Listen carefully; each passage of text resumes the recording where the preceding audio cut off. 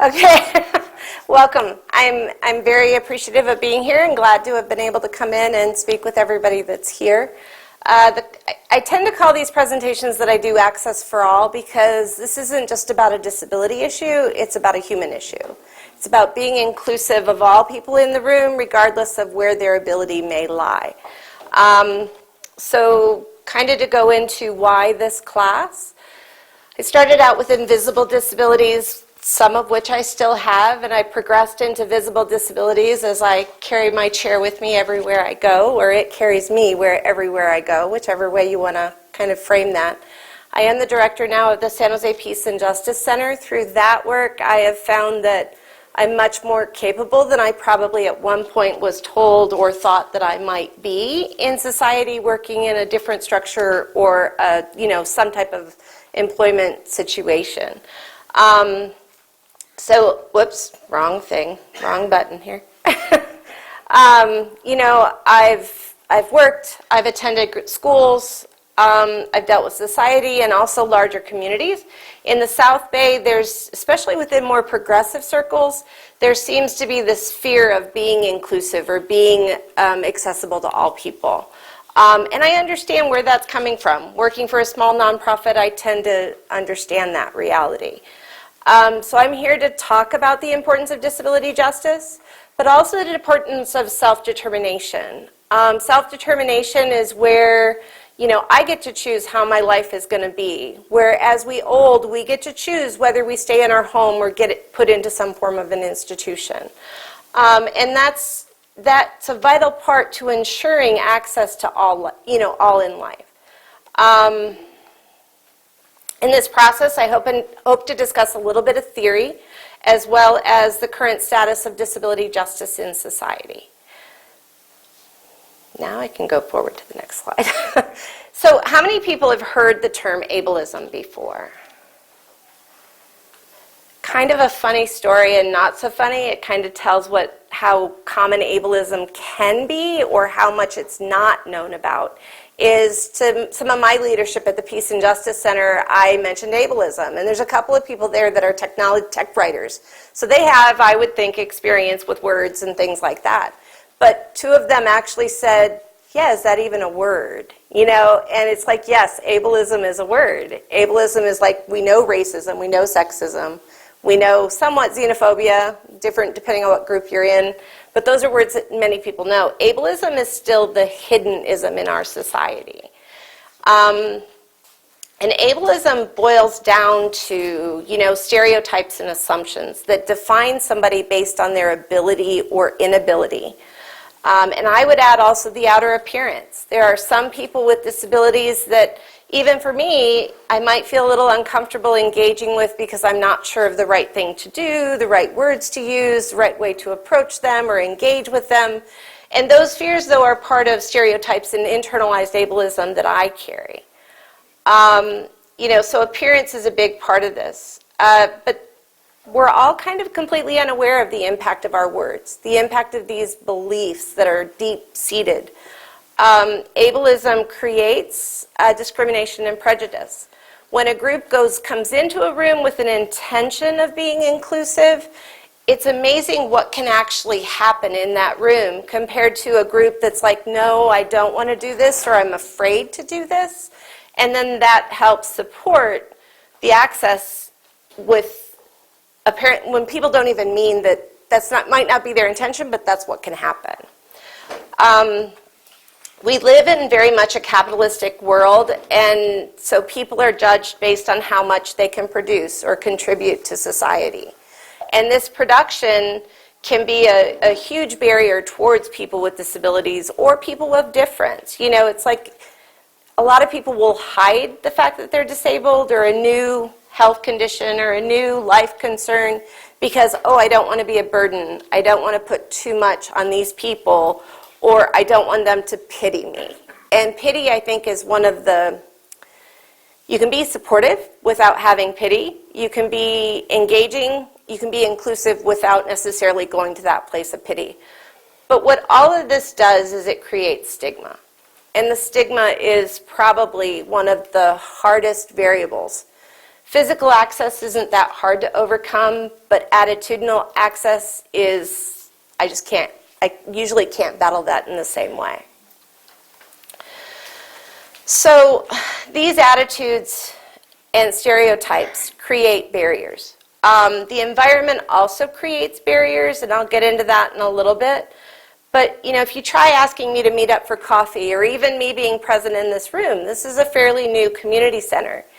But yet there are still, and there will always be, on some level, in different places, these access issues that they don't think about the podium and how the podium could go up and down and be more accessible to all people, short people, tall people.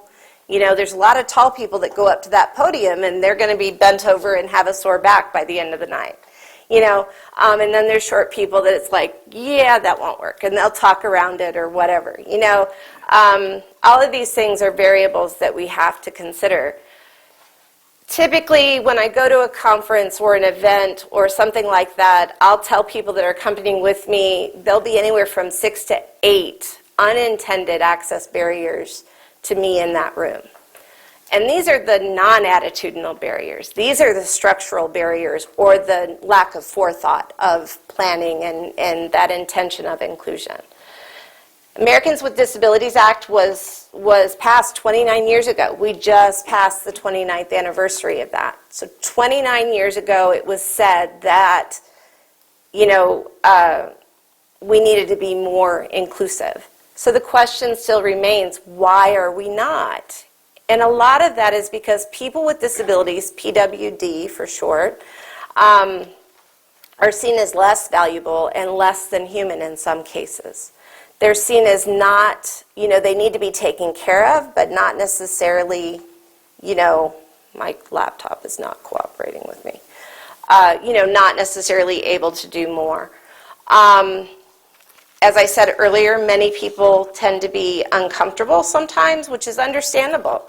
Anytime somebody faces a new situation or a new experience, we all have a little bit of discomfort. Every time our life changes, heck, I have discomfort every time I have a new something that I have to deal with. So that discomfort is normal. What's not normal is the inability to have the conversations around these topics in society. Whether it's considered taboo or whether it's considered inappropriate, or fear of hurting somebody, or fear of, them perceiving you wrong, our society is structured in a way that is ableist and that prevents these conversations from happening. So we need to destigmatize this. We need to, stigma adds into that, this acceptance, this attitude, this ingrained belief. So we need to start destigmatizing that. One of the ways is by inviting me into this room, is to have me here to talk with you all, to meet you guys where you are and you to meet me where I'm at. Another way actually happened in part because of the class being on the website and being promoted. I had somebody stop by the San Jose Peace and Justice Center and came in and he's like, yeah, I'm trying to get this project. I moved here from out of state and it's about disability justice, so I wanted to connect with you. And that was a gift. That was something I perceive as a gift. So when we do this, when we destigmatize this, it starts to build community and starts to enhance our communities. Because when somebody encounters a barrier, it's not seen as a problem, it's seen as something that needs a solution to bring them in the room and keep them in the room. So now this is a kind of a graphic from an article. The graphic is an image of a white male police officer carrying a gun. I don't know why they had him carrying a gun. And it says, there were once ugly laws in several American cities in which persons with unsightly or disgusting disabilities could be subject to a fine for appearing in public. So this kind of gets to how deep the stigma is and how deeply rooted and entrenched it is in our culture. We know about racism. We know how that stems from our history and from practices that have been around for a long time. Disability, stigma around disability is another one of those examples. From the mid-1700s to the 1970s. So up until the 1970s, these laws were on the books. And these laws deemed it illegal for any person who was diseased, maimed, mutilated, or deformed in any way to be seen in public, with one exception. That exception was if you were showing a way to fix these people, if you were doing some type of reform for people that appeared different, it was okay to show them. Many people with disabilities through this time were in, circuses, and you hear stories of bearded ladies or the co-joined twins, and you hear all of those things. But you don't stop to realize that those people, the only place they could get a job was in those situations. So in 1970s, 2 disabled activists coined the term of ugly laws. They weren't prior known as that, but I think it's an important reality to kind of think about, is that based on appearance alone, you could have been barred from public participation. Eugenics. We've all heard of eugenics.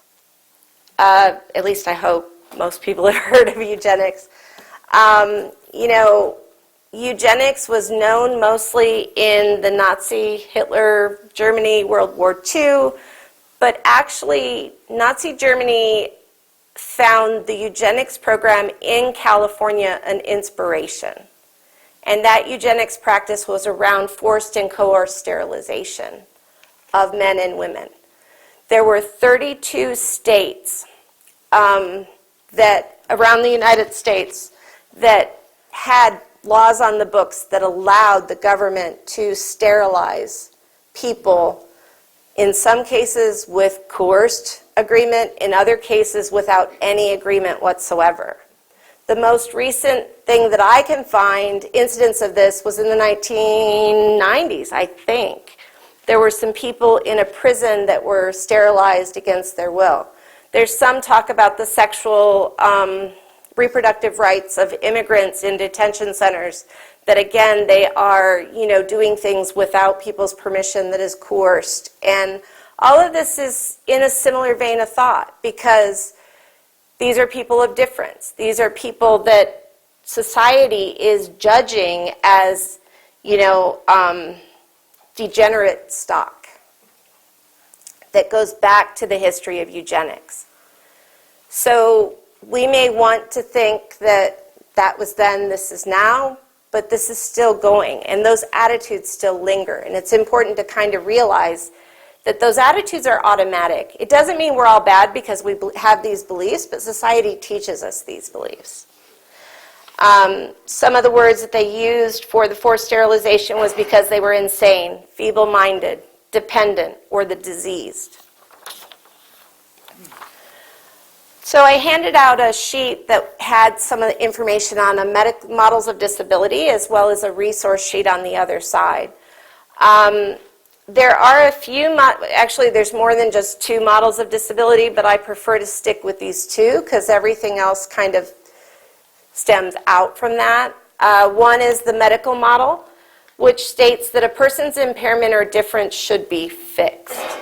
The focus of some doctors' offices or some people when I interact with them is, oh, if I can get out of this chair, I should get out of this chair.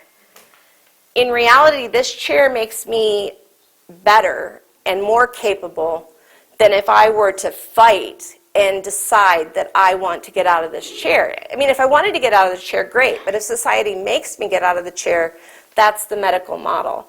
So it's like, even when the impairment or difference doesn't cause pain or illness, the medical model views it as that person needing to be fixed. So there's something wrong. The focus is on what's wrong with this person versus what the person may need, which we all have needs. We're all human. To be human is to need. In various situations in my life, I felt I had to be this independent force of my own without necessarily reaching out to others. Through where I work now and the communities that I've been able to engage with, I'm learning that it's okay to actually say, hey, I need a ride here, I need help getting my scooter into my car, or whatever. The other model is social model of disability. Within social model of disability, I am disabled by the structure around me. I am barred from educational facilities when the buildings are not accessible. I just now thought I should have put a picture up here. I go to Berkeley, UC Berkeley, for my training program. And there is a building that, of course, I see it, but a lot of other people don't see it, that says, you know, this building is inaccessible. This is 2019. To hear UC Berkeley talk about their disability access, you would think there's absolutely no problem on campus. You know, but it's everywhere. And this is part and parcel of the societal structure that says, you know, you're too much work. You're going to be a problem if we have to fix this. So instead of tearing a building down or making some changes to make it accessible, they just put a sign up because that's what the ADA says is okay. So the last element is the name of the class, which is disability justice. Disability justice is kind of a second wave model. And I would say it covers a greater area of awareness and inclusion for all people. So how many, just by a show of hands, came here thinking I was going to talk about laws today? Yeah. How many people think I was coming here to talk about laws, the legal framework? No, I didn't even turn a computer on. Am I eligible? So, ADA was passed, like I said, 29 years ago. This disability justice is not about laws. Disability justice is about inclusion. It's about equity. I think when Alex and I first talked about me doing the class, it was, you know, it was around the fact that it might be a legal discussion. And it's like, no, I'm sorry. I choose to not get into those laws because those laws kind of make my head go sideways and hurt at times. So I'm just not going to do that. So I choose not to discuss the different laws. I may mention them here or there because I think it's an important contextual element. But mostly I want to talk about, you know, go away from the civil rights focus to be how to be inclusive. How to address the stigma, how to address our learned beliefs around different people. And it's not even about disability, it's about different people. You know, I present differently than somebody else in the room might present. So how do we be more inclusive? I'm early in a thinking process around the whole ADA code stuff because I think ADA, Americans with Disability Act, when you start saying, oh, you must be accessible, you must have curb cuts, you must have doorways that are a certain width, I think people tend to get really afraid and they close up. And so it's like, at what point are we where the ADA code becomes a burden that people shy away from versus connecting with human beings to realize how we can include everybody in what we're trying to do. So, yep, good, that came up. In 2005, the Disability Justice Collective started developing this framework of disability justice. The group was primarily black and brown and queer and trans people, disabled people, that included Patty Byrne, Mia Mingus, Stacy Milburn, Leroy Moore, Ellie Claire, and Sebastian Margaret. And what they did was they examined disability and ableism as it relates to other forms of oppression and identity. So it wasn't just about me being a Crip in the room, and I'll say I'm a Crip, but, you know, some people understand that, other people don't. You know, this is about race, class, sexuality, citizenship, incarceration, size, and whatever other intersection is in the room. In fact, disability justice acknowledges that ableism helps make all of the other systems of oppression possible. Because again, it's based on difference. I think Martin Luther King Jr.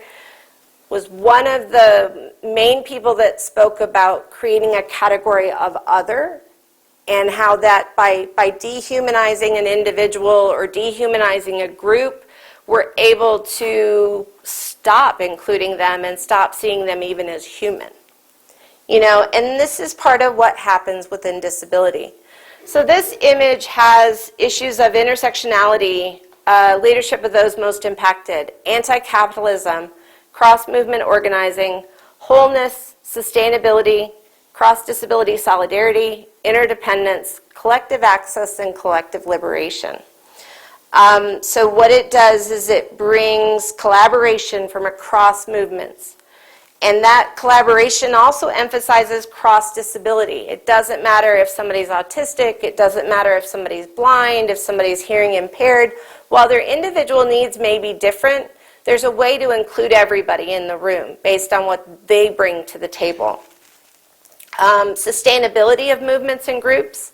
How does this group survive going forward?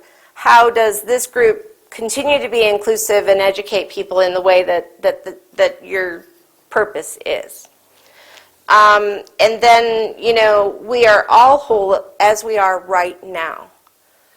So being whole as we are right now is an important variable, because I think society wants to tell us that we're either too much or too little, or we don't have enough, or we aren't enough.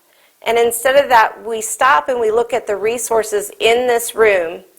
Even if one of you is able to give an hour and somebody else able to give 20 hours to a purpose or a cause, both of those times factor out to be what you can do right now. And that's important to realize. So through collective access, we achieve collective liberation. Naomi Ortiz is another writer who writes on disability justice. And she states that disability justice is about redefining beliefs about productivity, attractiveness, and the value of human life. It is practiced on an individual, cultural, and societal level. It is important to work with those most impacted and learn what they need to survive and thrive in our groups and larger society. Through this, we create solutions and community power that will serve everyone. So, kind of to reiterate some of this, disability justice, it doesn't matter what your limitations are. It's about access to all elements of your life. And it's also about people with disabilities, kind of the self-determination piece that I wrote in the class description. It's about people with disabilities, people with anything limitation in life, just determining what they need and what they want to do. And that's sometimes very hard to bring into reality with the many other structures that we have that go on in our world. It's an understanding that we're all different. Everyone in this room brings something sometimes shared, but also something unique to the table.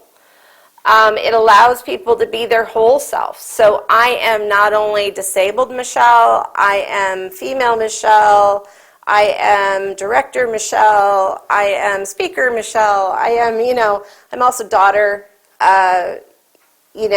friend, all of that. And we all are in various ways. And then it includes space for self-care, reflection, and hard discussions. So if and when we meet people where they are at, self-care, I feel, becomes a little bit more prioritized. Because if we realize we all have limitations instead of this external structure of we must produce, sometimes then if somebody ends up sick, it's not, oh, I can't believe they didn't let us know last minute. It's like, oh, we knew, we hope you get better, and then you kind of go on. There's a whole bunch of different stuff. I think also within this comes a part of, like you guys have a meal with your event, and that's an important variable for people that have taken the time to come here and share the time and get what you need out of here. But it's also about building that community. So kind of to go into accommodation versus access. When I first learned about accommodation, I was like, ooh, yeah, this will help me, and it does help me. I was also afraid to use it because I was afraid of those judgments that I might get. Accommodation is a legal framework. You know, and it still puts, much like the ADA, which I probably didn't touch on this, but the ADA puts the burden on individuals. If I experience a barrier in a store or a barrier in a doctor's office, the only way I can make that change is if I file a lawsuit and I ask them to modify their structure. It doesn't matter that the ADA was written 29 years ago. It doesn't matter that that was 29 years ago that it stated that organizations and businesses needed to move towards being more inclusive to all people in society. I mean, I went to an automobile place recently and I went to purchase a car and asked them questions that, to me, it's like if it's a car for, they need to know what equipment it can be modified for. It makes sense. Or have a book somewhere that they can just pull it off the shelf and look it up. There are a lot of people with disabilities that we have to go to specialized places that purchase the cars through already, you know, through these big places. But the car places could also make money off of me purchasing a car or 6 other disabled people purchasing a car, but yet they don't stop to think of that value. You know, the opposite of this is access, and I go back to the access for all. Access for all puts the burden on society.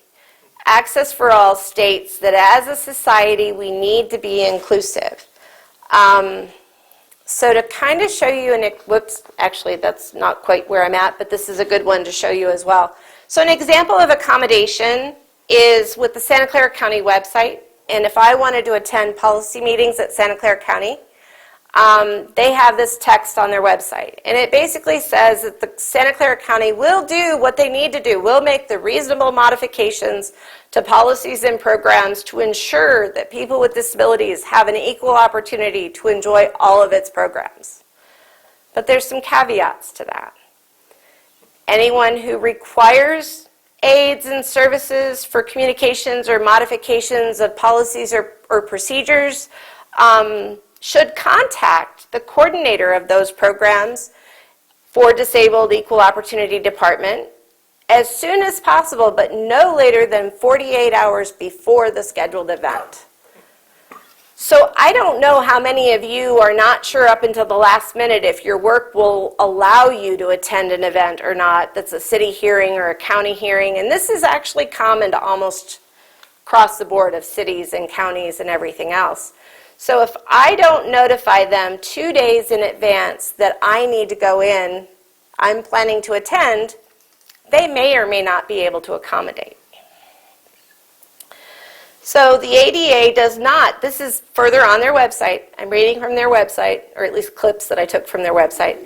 The Americans with Disabilities Act does not require the county to take any action that would fundamentally alter the nature of its programs or services or impose undue financial or administrative burden. So if they set out from the beginning to be inclusive, it wouldn't cost them anything anyways, but if they need to be inclusive before a meeting, it's like I need to check 6 boxes and make sure that they can accommodate me, but they will only accommodate me to the extent that it doesn't cost them money. Or, undue financial or administrative burden. So not only money, but people hours as well. This is in 2019. This is 29, almost 30 years after the Americans with Disabilities Act was passed. The other thing is that but they won't place a surcharge on me, so they won't charge me for this access, which is great. It's important that I don't be charged. But the fact that they have to spell this out on their website is telling, I think. You know, I mean, this is where are we at with ableism in this context. And a point of note, I don't attend many events at Santa Clara County Building because it takes a lot for me to get different places. That's one variable. But another variable is they don't have a public restroom that is accessible. So for me to use a restroom, if I need to go to the bathroom when I'm at a 5-hour-long meeting, you know, I have to be escorted by a lot of times a male guard who will take me to the private employee space where there is a disabled bathroom. Then they have to wait outside the door for me until I come out, and then they will escort me back into whatever public space I was in to start with. So to kind of show an example of access and equality versus equity, I like the graphic that is on the board. What this graphic shows is 3 kids or 3 individuals, people that are on boxes. The first slide is about equality. They're all given the same size box to try to get them to be able to enjoy the game that's currently going on. The second box is about equity.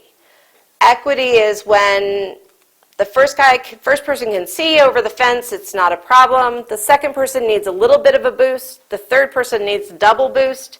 So equity is giving them all that, what they need to be able to enjoy the event that they're at.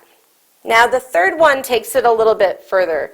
What that one is about is addressing the structural barrier. Who needs a fence that's absolutely dark, blacked out? I mean, do we really need fences that nobody can see through? Or would it actually work to start replacing those fences with, I mean, we're in Silicon Valley too, which means we have a lot of high tech available to us, but people don't want to use high tech for access because they want to use whatever is the easiest or standard or whatever. So with the third one, we're taking the structural barrier, the societal barrier out, so that not only these 3 individuals are enjoying that game, but almost anybody else who's present there gets to enjoy it a little bit more because they're not doing their fishtail thing of their head trying to look around everybody and everything else. So what is access for all? To me, also, to clarify, access is more than physical space accessibility, as I've said. It's about being inclusive. It's about the intention that's brought into the room of, I want to welcome all people. So for that, it means we overcome prejudice. And I still struggle with my own internalized ableism. So I still face, almost on a daily basis, things like, I mean, the most recent example for me was when I read about the UK taxi program. And their taxis are actually all required to be, not necessarily for this chair, but for a manual chair, wheelchair accessible. In the United States, my thought is well, I don't want to cost these people more money. They're trying to make their earning, they're trying to do everything else. So I kind of thought I understood why there weren't very many ramp taxis in existence. A ramp taxi allows me to get onto it. Of course, the driver then has to secure my chair, which many drivers, even like with Uber and Lyft, they won't pick you up because it means extra work for them if they have an accessible vehicle to start with. So it's about overcoming prejudice. It's about overcoming the environmental and attitudinal barriers that limit people's inclusion. You know, and disability is a normal part of living, especially in other countries. What happens with a lot of other countries is they work, and we work somewhat under the concept of universal design. So universal design means that when they're building this space, they try to ensure that the design of this space is as inclusive as possible to allow as many people to come through the doors. Children, kids, transgender people, elderly, all of that. It's important, and universal design starts to address some of these things. And the other variable that's hugely important to me is all of this is only achieved through community and support of those around us. And I would say also the connection. As I started this out in the beginning, the environment at San Jose Peace and Justice Center has enabled me to reach a point that I never thought I was going to be able to reach. I've been on disability since 1994. I figured I would live and die on disability and have to navigate those systems all of my life.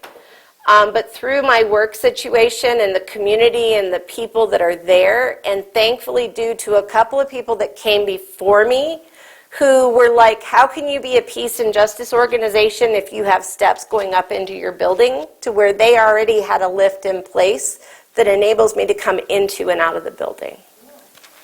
So it's only achieved through community. So words have power.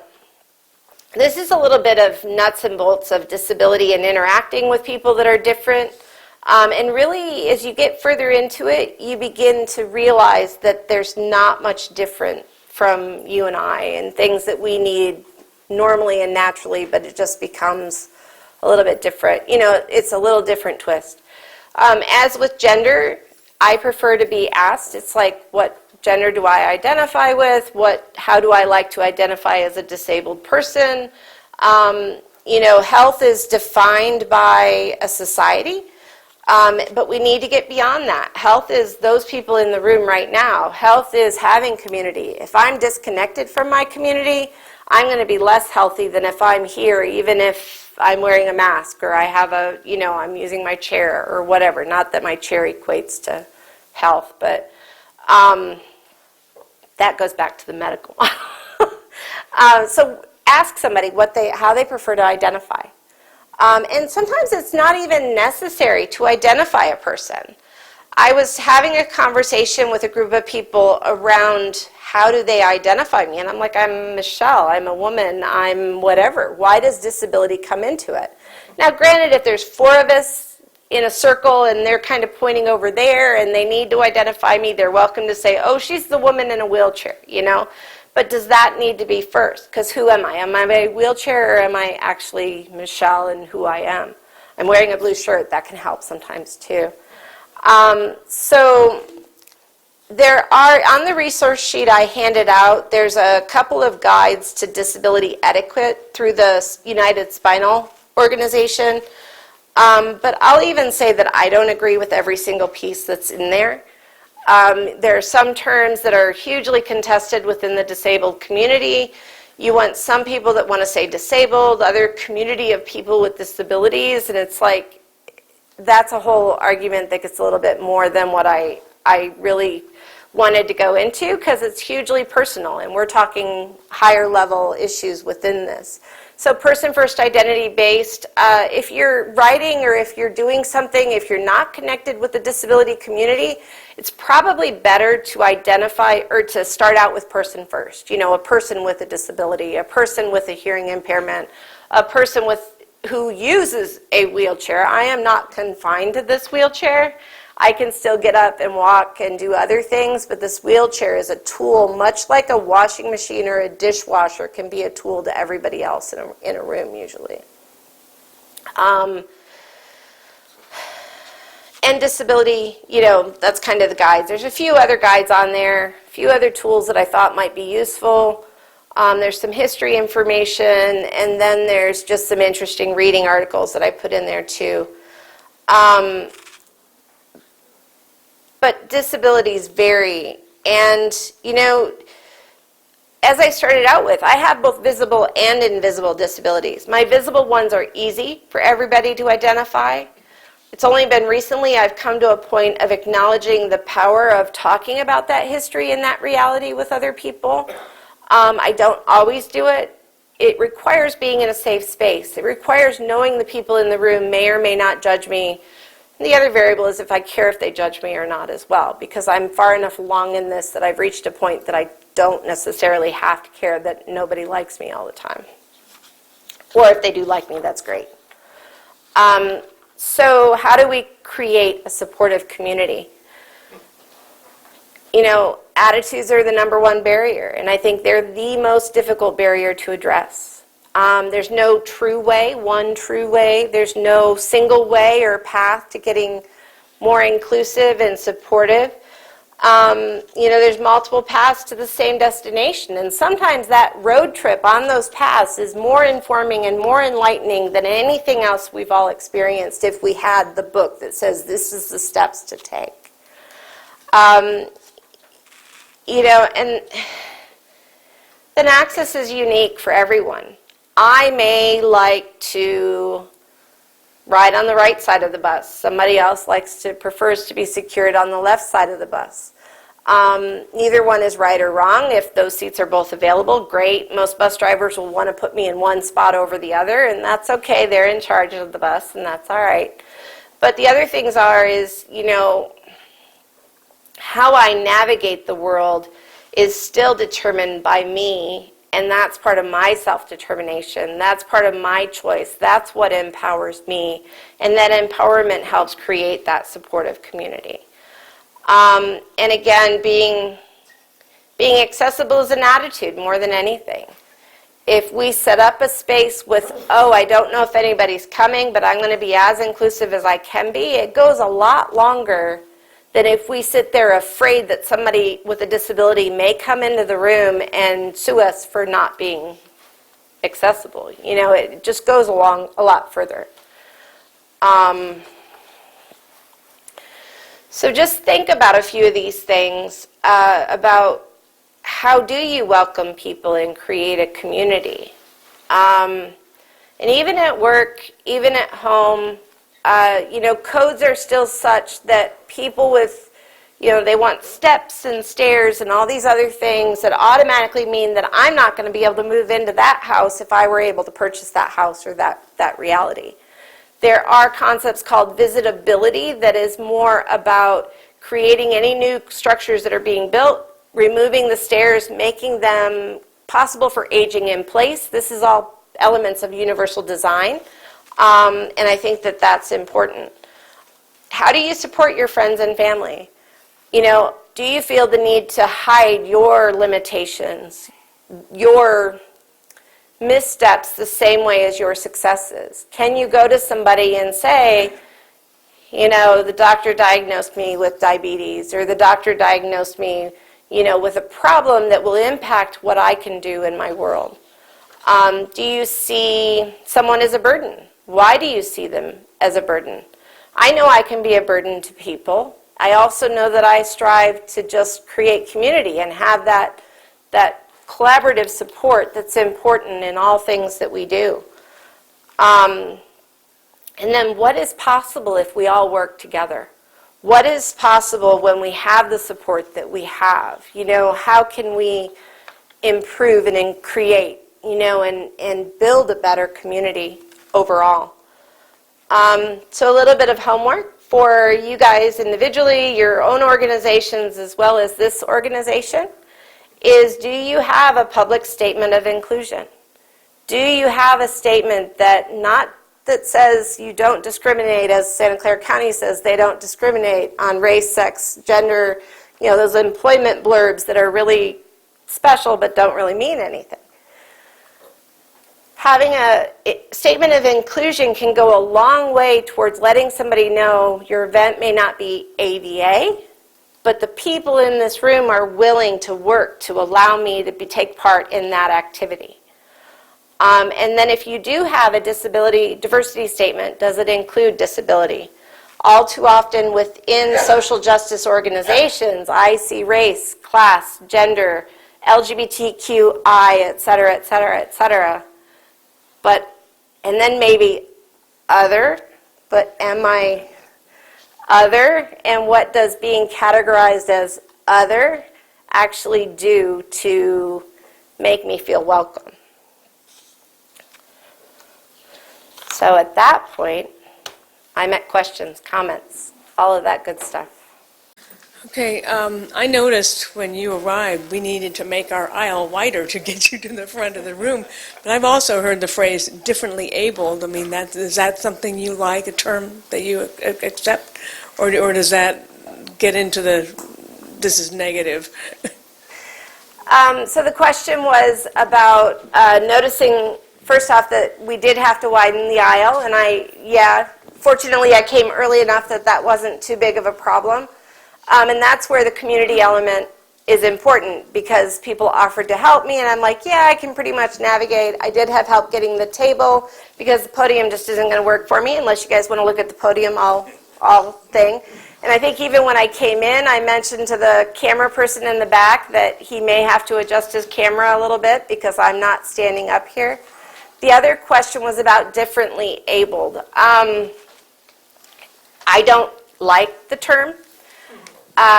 For some, especially parents with younger children, the differently abled is a framing that was chosen to do once upon a time, but we're all different in this room. So to call me differently abled when somebody else doesn't have eyeglasses or doesn't need to wear corrective lenses. You know, technically, he's differently abled from me, you're differently abled from me, so why do I get the label of differently abled? Yeah. So it's a good question. It's a common question. It's used a lot in media and framing as well, and it kind of needs to change, but that's a slow process. I have two questions. The first one's pretty simple. How long has ableism been a word? And the second question, I'd like to preface with a couple of statements. I'm a disabled person. I have very bad eyesight, and I support the ADA as much as I know about it. I've been in construction and I support it. But I'd like to get your thoughts on practical limits. You stated that there was a building on a campus that wasn't accessible, and while you didn't say it, you implied that that was a bad thing. And are there practical limits in your mind in how much should be done to accommodate people with disabilities? You know, obviously there's a lot of bad things in the world. How far should we go to make sure that everyone has a house and everyone has all the food they need to eat? There's practical limits on what we can do. Practical limits on providing for accessibility. So I'd like to hear your comments. Yeah. So the first question is about how long ableism has been a word. I'm actually not sure of that. I've known about ableism as a concept for a number of years. As far back as I can think, I've known it to be around, but I mean, that's something I think that people can also look up. The other thing is about practical limits, and I agree, there are practical limits. San Jose Peace and Justice Center rarely offers ASL or CART technology for people that come into events at the center. That doesn't mean that at some point it doesn't need to be prioritized, but the reality is there are budgetary constraints. This is also the other element of that is the fine line distinction between focusing on ADA code and focusing on inclusion. If universities, when they first had to start including students with disabilities on campuses in their educational efforts, if at that point they started, instead of looking at those individual code items, and they looked at how can we allow them to integrate to the best extent possible and be as integrated as possible, you would no longer, that attitude would have driven the reality around that building that states that it's not accessible. This is where, you know, the accommodations are great. I can't survive in society without accommodation, which is probably very much your experience as well. They can enable me to do a lot more. They can facilitate my participation in a lot of different things. But at the same time, if we stay trapped in that framework, we will never go to fully including people with disabilities. And if you think of racism, is it okay to exclude people based on the color of their skin? You know, what point, even if it costs more money to have them in, you know, at what point is it okay? Housing as an issue, there's a huge component of disability justice within that issue because tiny homes are rarely, if ever, created under universal design to start with. And that process would only cost maybe $100 to $200 more if they created all of them to be accessible. But if you make all of them the current model of inaccessible and then modify the ones that need to be accessible, you then have a much larger expense than if you would have made all of them accessible to start with. So there's value in the accommodation, but there's also the reality of eventually I'd like to see more inclusion and breaking down these barriers. Thank you. Thank you. So I'm Jerry Grass, and I was wondering if you have ever heard the term rankism.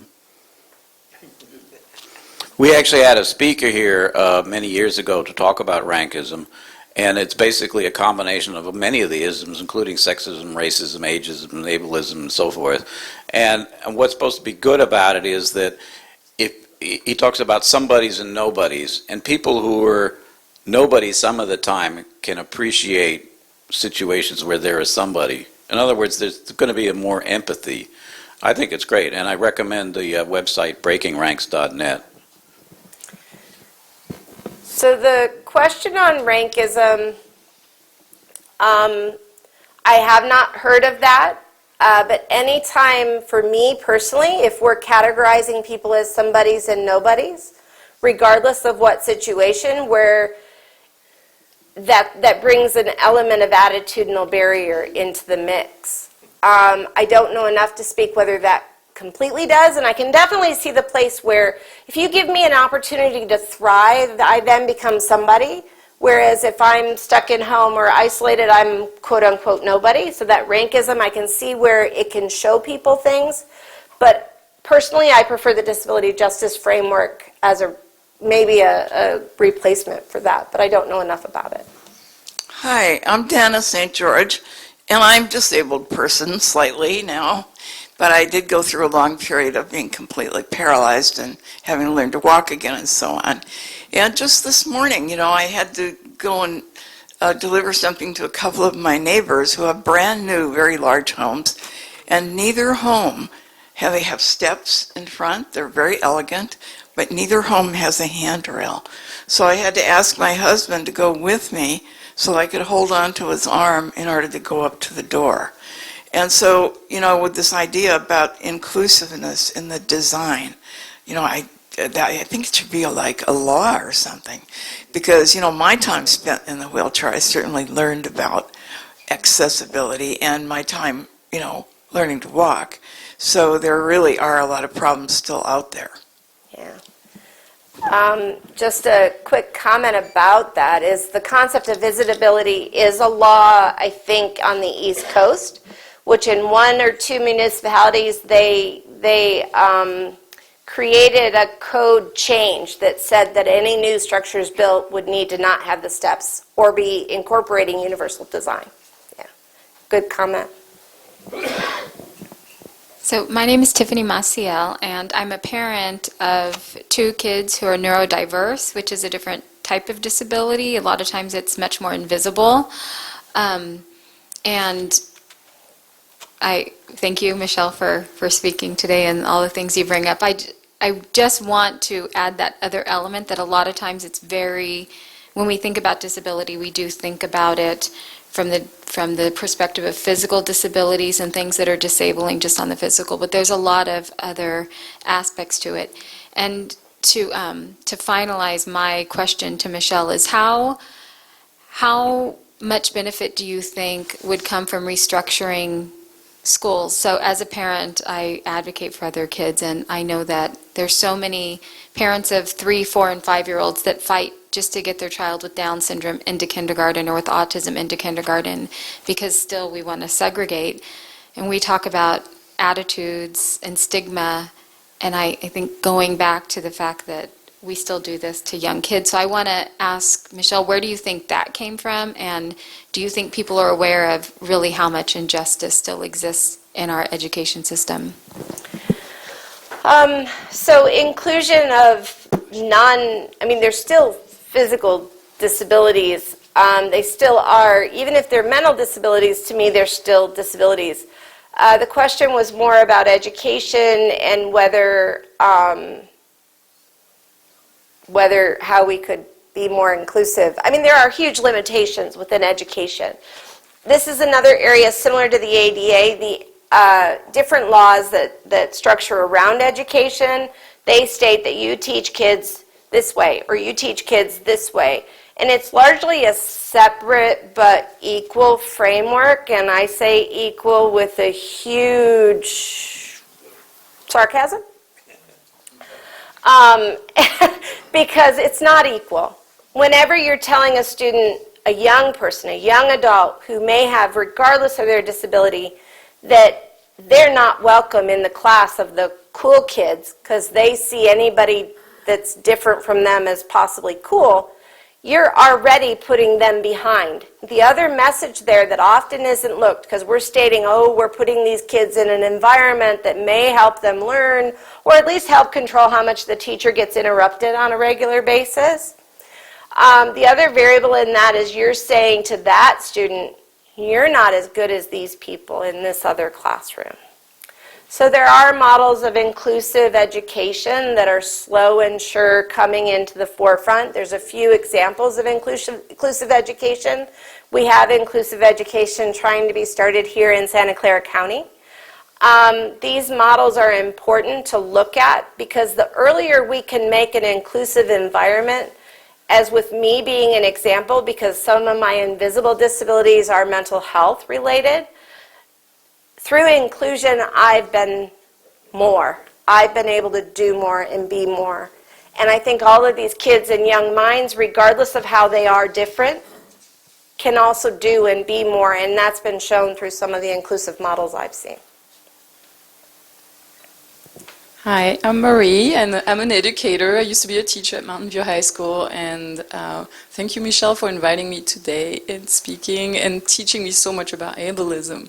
And one of the questions that's been coming up for me is, a lot is always like, okay, we want to fix the external structures, but at the end of the day, how does one go about dismantling ableism within your own self-beliefs, just within your inner, and it's maybe not a question that's easy to answer, but what are suggestions about what's the inner work that allows us to dismantle ableism so we can actually manifest that into the world without being destructive? Yeah. So the question of how we, like I said in the presentation, the external barriers can sometimes be somewhat easier, barring financial restraints. But the internal ones are the ones we really do need to do more personal work on. One of the biggest ways I've seen that internal work happen is through connection. Through connection, through engaging with people with disabilities, through mentorship programs where you may be uncomfortable because you've signed up to be with this group of kids that are neurodiverse or blind or hearing impaired or deaf, but you engage with them, and pretty soon, even though you're the mentor and they're the mentee, you become the mentee and they become your mentor. Both Marie and Tiffany are friends of mine that I know outside of here, and I think they can both say somewhat that their exposure to me, along with other elements, is an ongoing, we share. The knowledge we have, we share, we learn those lessons. The other things are to start to rework, to check your ableism, and I think it's best done. There's some research we can all do individually, but then there's some thoughts and things like that may or may be best done in a group of people, or people that, affinity groups come to mind, where you're talking about your ableism in the context of somebody else's, in that reality. Hi, my name is Eileen. I have a daughter who's dyslexic. When she was in first grade at a different school, that people told me she's dyslexic. I got her into a school, Charles Armstrong in Belmont, for dyslexic children, and it was so helpful because they teach the Slingerland method, where they go over things over and over, which a normal kid would go nuts with boredom, but for these kids it was what they needed because their brains are different. And now she works as a caregiver, and all three of her clients are in wheelchairs. One doesn't speak at all. One actually is able to work a little, and the other one is, when she talks, you really can't understand her. And she had them at her wedding, and, I'm wondering, for my daughter, being in a special school that helped her with her disability really was much better than being in a public school. When she was in kindergarten, she said, "Mom, I'm the stupidest one in the class." And, it's very unpleasant for them. So what do you recommend for people with mental problems? The question of what I recommend for, and I kind of got just correct me if I'm wrong, that it's about having a separate classroom versus having an inclusive classroom, and the values and benefits and maybe disadvantages of doing that. I feel there's a time and a place for the independent, individual, or separate classroom types things. And this is where I said, when I was kind of going over the everybody's different, one student may thrive in that situation because they learn the skills and the tools and everything else. But the other question with that is, while the repeating and things like that may have been redundant or drive other people, make other people a little bit less engaged, there's an equal number of students without a disability that may have actually been enhanced by that process. So to not use those tools in every classroom, I think, is a failure of our classrooms, but that doesn't diminish the experience of anything else. So. How do you feel about, Alfred Jan, I'm a board member, how do you feel about a possible unintended consequence of the ADA, specifically lawyers that make a career out of filing frivolous lawsuits and driving independent businesses out of business because they're non-compliant? So the question on, and thank you for that question, the question on quote-unquote frivolous lawsuits that potentially, and drive-by attorneys, which that's actually two separate issues. Frivolous lawsuits and drive-by attorneys around ADA that drive independent smaller businesses out of business. I've been to a couple of the businesses that have had to shut down because lawsuits were filed. I personally opted to not file a lawsuit because I felt it was more important that that business continue to function, even though it wasn't a simple barrier, it was an attitudinal issue. It was that reaction around, oh, you're here, we can't help you. If we help you, you're going to find all our flaws, which meant to me that they kind of knew about their flaws to begin with.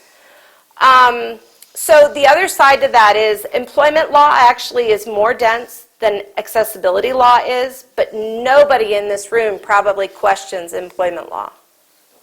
So why and what creates this attitude that has us questioning accessibility law?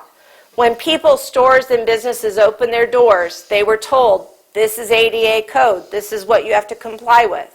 There still will be businesses and stores that are not accessible, but what allows them, what gives them the permission to take their storage and put it under the bathroom sink in their public bathroom that then bars me access? And that's usually a conscious choice. It may not be awareness at that time of access, but there's a conscious attitudinal choice that puts them in the position where they're like, oh, here's extra space. And this also goes back to the capitalistic structure that we live in. Everything is based on making money. We need that extra space. I understand the need for that extra space. But when I go to the bathroom, I technically need to wash my hands too. So there are some instances where attorneys are overzealous, and I've even been turned down for a lawsuit before by one of those attorneys.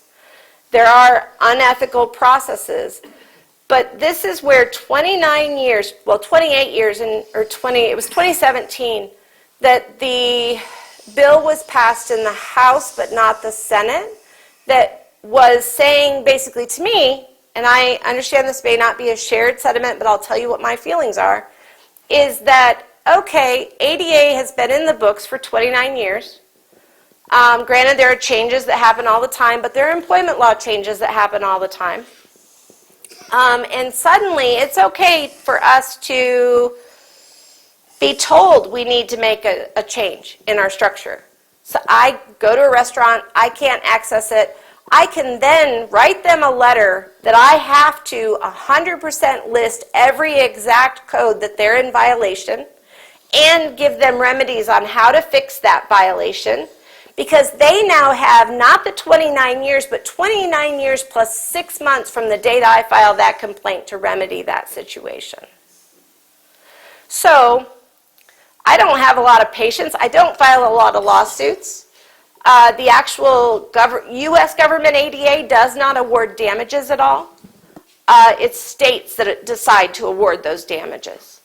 So I would like to see more regulation done by more people. I need more allies in the room. I need small business owners to just say to me, hey, how can I do this different? And I will give them 6 or 8 suggestions on making those changes. But it's a good question. Thank you.